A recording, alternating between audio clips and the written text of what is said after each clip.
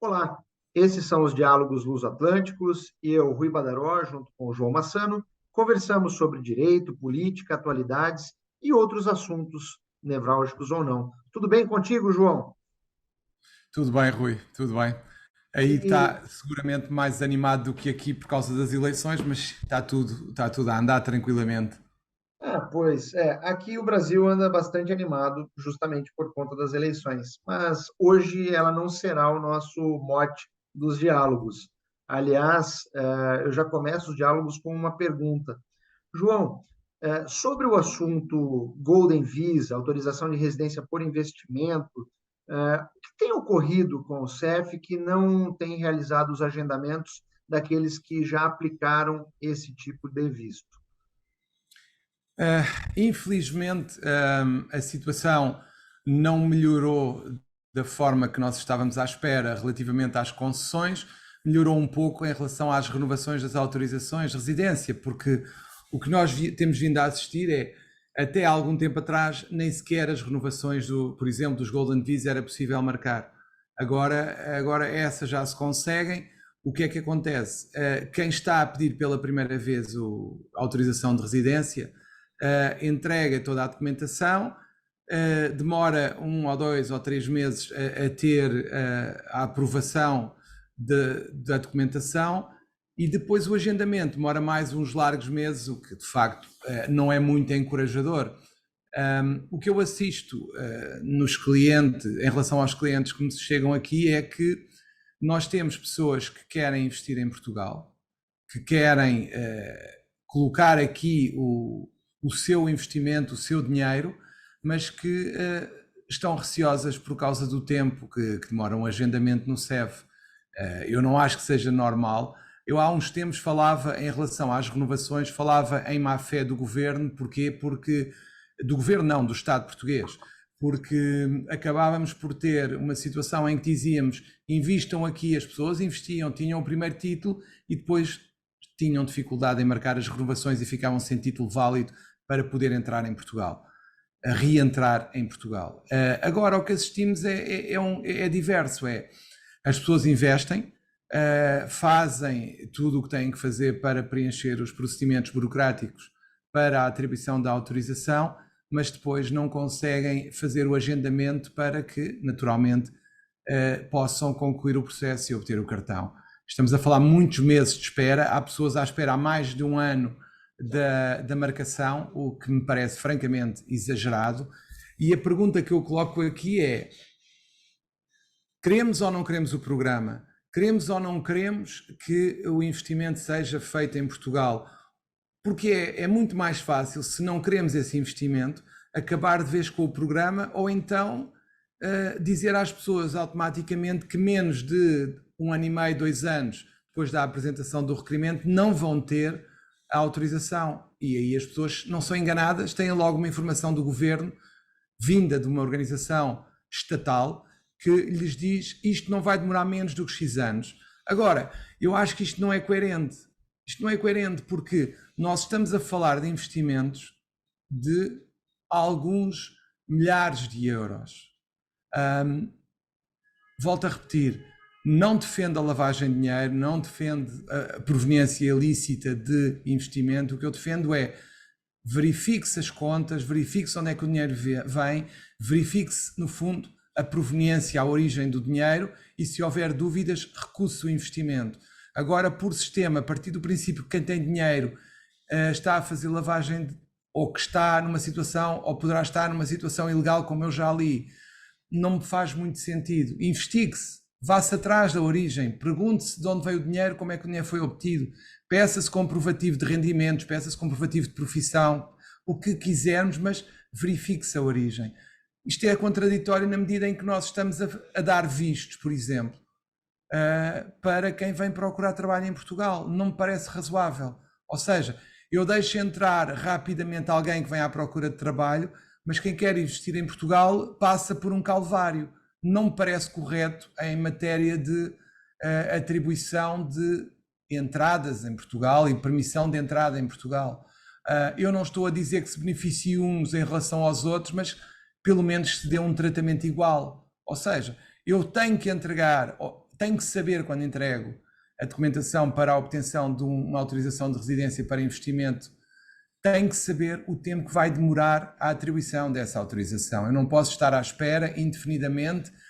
Naturalmente, as pessoas começam a desconfiar de Portugal, começam a desconfiar de quem lhes trata das coisas, acham que as coisas não estão a correr bem, acham que pode haver alguém que consiga resolver o problema, e a questão é que há pessoas que ainda continuam a dizer que conseguem resolver em 10, 20 dias as marcações, e alguns deles conseguem mesmo, e essa é a questão que mais me perturba também. Mas neste momento, para mim, era essencial uma definição em relação ao futuro do CEF, e uma definição especialmente em relação ao procedimento a adotar nestas situações, por contraposição com os vistos para autorização para procurar trabalho em Portugal. Não faz sentido. João, face a essa insegurança jurídica oriunda, decorrente do tempo de espera, que por vezes aí ultrapassa mais de ano para conseguir fazer o agendamento, seria possível, e daí faço a pergunta como leigo, pensar em alguma medida judicial em face do Estado português ou do governo, né, que faz a gestão dessas autorizações, para que ocorresse de modo forçado o agendamento? E vou te dar um paralelo. Isso, de certa maneira, ocorre com o Estado italiano nas questões de cidadania italiana, quando aqui no Brasil os consulados italianos recebem um número muito grande de pedidos de atribuição de cidadania italiana e não conseguem dar conta, gerando filas aí de anos de espera para análise do processo.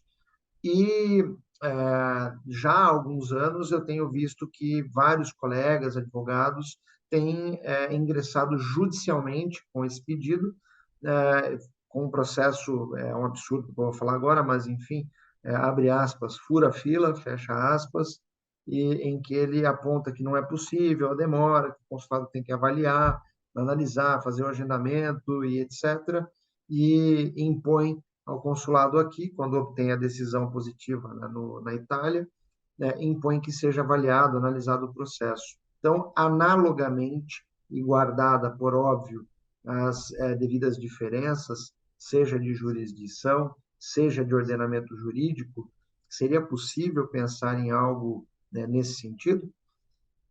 Eu creio que sim, até porque a administração está a ultrapassar todos os prazos razoáveis, não há justificativa para isto. Qual é que é o problema, por exemplo?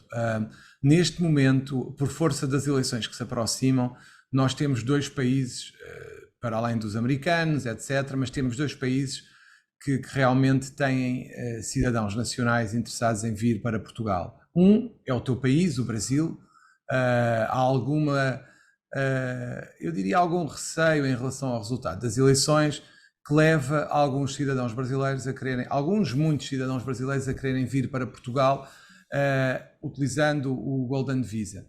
E temos também a Turquia, por exemplo, que também vai ter eleições em breve e que existe também a vontade de cidadãos turcos em saírem do país porque têm receio dos resultados eleitorais.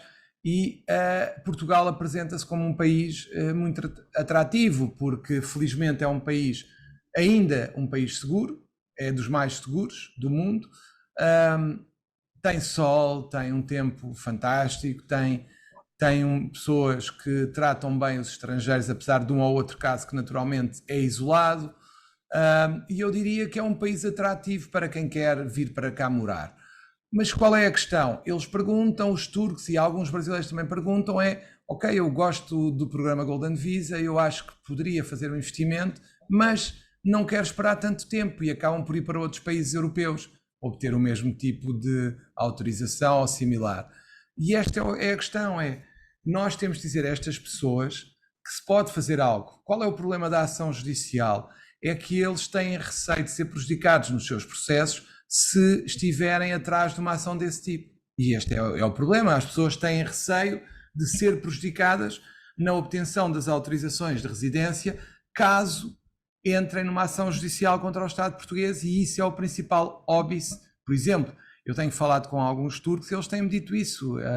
Eu acho que se deveria fazer alguma coisa, mas eu não faço porque tenho medo de ser prejudicado no meu processo de autorização. E esta é a questão. Pois, tens razão. Essa é a insegurança oriunda da insegurança jurídica. Nem mais. E gozado, João. Ainda com relação a essa matéria, você bem colocou que Portugal tem que tomar uma decisão com relação aos Golden Visa. Aliás, sobre esse assunto, amanhã, João, já fica um spoiler aqui, amanhã, no dia 13 de setembro, estarei no Rio de Janeiro, no Hotel Pestana, conversando sobre essa temática com pessoas interessadas. Se porventura você assistir e quiser nos acompanhar, né, eu estarei por lá e, óbvio, né, todo o conteúdo que trago sobre o direito português e o direito internacional privado e os vistos, né, sempre com a chancela e o apoio do Dr. João Massano. Fiz a propaganda, João. Obrigado, muito obrigado, Rui. É sempre importante falar e esclarecer as matérias. Naturalmente, temos que sublinhar isto, porque há muita confusão, até por tudo o que se tem passado nos YouTubes e outras redes sociais. É importante que os advogados expliquem o regime e depois as pessoas, naturalmente, escolhem o advogado que entenderem para o seu processo. Não, nada mais do que isso. É explicar e depois as pessoas, naturalmente, avançam como entenderem. Agora, passando deste tema, sei que tens um tema que tem dominado a atualidade do Brasil, infelizmente, porque é um caso triste, penso eu, para dizer pouco, fazer só isto, mas acho que tu és a pessoa indicada para o explicar. Eu depois, no final, se me permitires, queria fazer aqui só um pequeno apontamento em relação à situação portuguesa, mas penso que o mais importante é ouvir-te sobre o tema. Pois, vamos lá. Antes de entrar especificamente no tema, eu friso aquilo que disse há pouco. É óbvio que, para se acompanhar processos dos vistos, independentemente de qualquer que sejam eles, de suma importância que você tenha apoio de um profissional legalmente habilitado, aquele que você sente confiança, e siga sempre com alguém que tem experiência no assunto. Pronto. Dito isto, sigamos para a segunda etapa. João, há 2 semanas atrás, mais ou menos, sobreveio uma reportagem na imprensa brasileira sobre um empresário também brasileiro do Recife, do estado de Pernambuco, portanto, que, ao discutir com uma atriz, uma modelo, numa academia de alto padrão na capital paulista, acabou por agredi-la. E, com imagens, tudo fartamente documentado, e sobreveio, né, dessa situação, que foi muito divulgada nos veículos de comunicação do Brasil, surgiram outras denúncias sobre este empresário.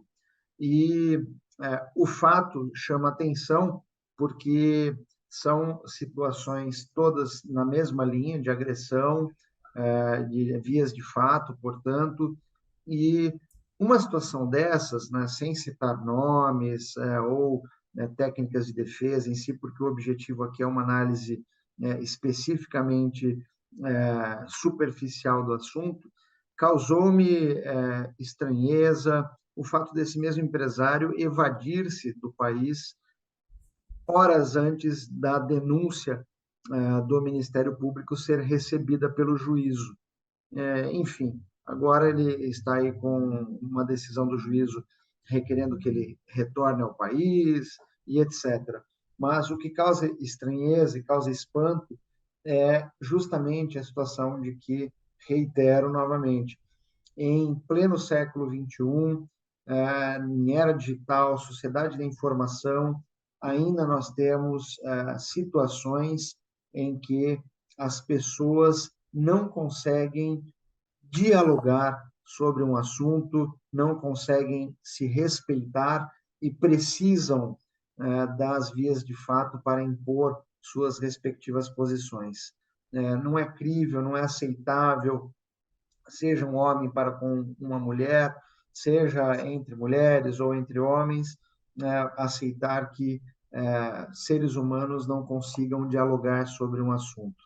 E este caso escancara novamente uma situação dessas que é desgostosa, é péssima. E hoje mesmo, pela manhã, né, neste caso específico, já soube que foi deflagrada uma outra operação policial, um novo inquérito policial, porque agora, após uma busca e apreensão em uma das residências dessa pessoa, num condomínio de alto luxo aqui no Brasil, foram descobertas aí acessórios de armamento, e alguns desses acessórios possivelmente não são nem passíveis de compra aqui no Brasil de forma lícita. Então, isso será objeto de nova investigação e, enfim, o cerco, parece-me, se fecha sobre a postura e as atitudes desse empresário. Mas, como advogados que somos, respeitamos o devido processo legal, a ampla defesa e até a sentença penal condenatória, o respeito ao princípio do trânsito em julgado, né? Portanto, a liberdade e a inocência, na presunção de inocência dessa pessoa, né? Que ele tem o seu direito de defesa. Mas é uma situação muito complicada e muito triste. Era essa a novidade de hoje, João. Eu, em relação a isso, infelizmente, é uma situação que merece todo o repúdio e condenação, que quando alguém ainda acha que pode fazer uma coisa dessas, para mais num local público, e que não fosse num local público, era uma situação que para mim é inaceitável, é inadmissível que alguém ainda ache que isso é razoável fazer no século XXI, mas há uma coisa que para mim me choca, é o facto de haver indícios de que ele terá tido conhecimento do que iria acontecer e por isso evadiu-se, não saiu do país, e depois é o sentimento de impunidade que pode resultar de toda essa situação. Eu soube, e saliento aqui em Portugal, que o que se passou nas faculdades, em que houve a constituição de inquéritos, constituição de comissões de inquérito, houve a recepção de denúncias, e não há uma divulgação dos resultados dessa averiguação. Eu não acho que seja necessário condenar alguém, nem o contrário, mas era importante à sociedade vir-se dizer o que foi feito e o que se apurou, para se perceber que houve alguma coisa, porque se fecha em copas a realidade, as pessoas que fizeram a denúncia, independentemente de serem falsas ou verdadeiras, vão achar que o sistema não funciona porque não deu resposta às denúncias e não justificou o que veio a fazer. Atenção, volto a dizer, eu não quero nem falo em condenações, mas falo em dar uma espécie de justificação às pessoas para o resultado final. Agora, ficar fechado, não dizer nada, é o pior, diria eu, em termos de solução para a situação. O desfecho da situação não pode ser opaco, tem que ser transparente. As pessoas têm que saber o que é que aconteceu, porque é que aconteceu, nem que seja para dizer os abusos eram todos falsos, as acusações eram infundadas e são inocentes, nem que seja isso. Agora, assim é muito mais difícil. E acho que isto é uma questão civilizacional e que tem que ser abordada de uma forma exemplar. João, olha que interessante. Ao longo dos nossos diálogos, nós já alertamos sobre esse tipo de situação. Se da mesma forma que os veículos de comunicação de qualquer país dão uma atenção muito grande quando ocorre esse tipo de situação, que é absurda, é abjeta e deve ser objeto de investigação, e se realmente ocorreram os fatos, que ocorra a condenação e que a pessoa pague pelo que fez. Mas, de outro lado, seria tão importante se os mesmos veículos de comunicação, ante o resultado, né, dessas comissões de inquérito, enfim, ante um resultado que afaste qualquer possibilidade da ocorrência do assunto, divulgasse na mesma intensidade, né? E nós não vemos isso, né? E a gente já tratou sobre esse assunto, é algo, como você bem disse, civilizacional. Sim, eu acho que estamos, mais uma vez, refiro, acho que estamos numa encruzilhada civilizacional em que os instintos primários, a satisfação das necessidades mais primárias dos homens, homens aqui não é só homem, é homens e mulheres, estão acima de tudo e de todos, e que a satisfação dessas necessidades primárias, diria eu, mais irracionais, mais animalescas, é feita pura e simplesmente com zero empatia, com total desrespeito pelo outro e independentemente da sua vontade. Portanto, nós estamos a falar de atos que são praticados contra a vontade de outra pessoa, como se essa pessoa não tivesse direito a ter a sua vontade e o seu querer, e nós dizemos, não, eu quero satisfazer a minha necessidade primária e vou satisfazê-la. Basicamente, o que nós estamos a dizer é aquela frase que é a minha liberdade acaba onde começa a liberdade do outro, neste momento é a minha liberdade acaba onde eu quero, independentemente de quem eu vou prejudicar. E isto é dramático, quanto a mim. Dramático, e me faz lembrar também que esta sociedade é demasiado maniqueísta. Ou é sim, ou é não, ou é bom, ou é mal, ou é bem, ou é mal, e aí por diante. Tá? É É. isso. E com a agravante aqui estamos a dizer eu vou satisfazer os meus instintos mais primários, o que é o fim do princípio social, independentemente da vontade daquele à custa do qual eu vou satisfazer as minhas necessidades primárias. Pois a função social cai por terra, em quaisquer campos. Totalmente, totalmente, totalmente. Mas pronto, é o que temos e vamos combater, vamos chamando a atenção, e por isso eu trazia aqui uma série sul-coreana, a Woo, uma advogada extraordinária, porque de facto a Netflix, porque é da plataforma Netflix que estamos a falar, que é aquela que tem dado maior destaque à produção sul-coreana, tem tido e tem uma série tremenda, tem um número muito elevado de séries sul-coreanas, algumas com muita qualidade e com histórias muito interessantes. Tivemos o Squid Game, que era, olha, a questão dos tais instintos primários e do tal jogo em que as pessoas acabavam por morrer. Aqui estamos a falar de uma situação de superação, de alguém que tem um problema de autismo, que é autista e que, não obstante essa situação, consegue impor-se numa sociedade de advogados, consegue demonstrar que tem lugar numa sociedade de advogados, não obstante essa situação. Ela conseguia memorizar os códigos, a legislação toda, tudo e mais alguma coisa, mas depois naturalmente tinha situações que são relacionadas com o autismo, como antes de entrar numa sala para se ambientar ter que contar até 3, por exemplo, mas isso não impediu que, ultrapassada a desconfiança inicial, se aceitasse como alguém que poderia trazer algo à sociedade de advogados e melhorar os seus resultados. E foi o que aconteceu. Ou seja, está na hora e deve estar em cima da mesa que toda e qualquer situação de discriminação deve ser banida e não deve prejudicar o nosso juízo e o nosso julgamento sobre as pessoas. Eu diria que tudo o que seja preconceitos, tudo o que seja discriminação tem que ser combatida, e esta série naturalmente é uma série, mas é uma série que retrata uma situação que poderá ser passada para os nossos dias.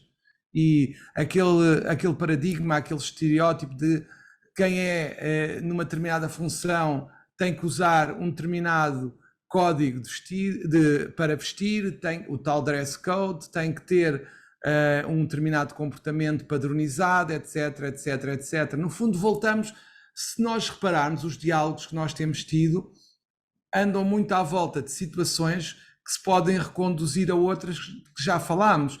Ou seja, nós estamos a falar de situações em que nós olhamos para alguém e fazemos um pré-juízo, ou alguém que está numa função tem que ter um determinado comportamento. Nós estamos a falar de paradigmas, no fundo, estigmatizamos determinado tipo de pessoas, e se essa pessoa sai daquilo que é esperado, nós já não aceitamos. Se temos alguém que, por exemplo, tem autismo, nós olhamos de lado e se calhar não lhe damos tempo, nem a possibilidade, nem a oportunidade de nos demonstrar que, por exemplo, numa sociedade de advogados pode ser uma pessoa de extrema utilidade.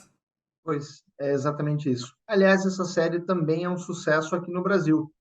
E que bom seria, João, se todos nós, advogados, pudéssemos, tal qual a U, né, enxergarmos, ao descobrirmos a solução para os problemas dos nossos clientes, enxergarmos baleias, né, e então resolvermos todos os problemas possíveis e imagináveis. Mas, realmente, a série traz à tona a questão do combate ao preconceito, da inserção da pessoa com autismo em ambientes que comumente elas são per se afastadas. E nós devemos, como você disse, combater toda e qualquer forma de preconceito, toda e qualquer forma de intolerância.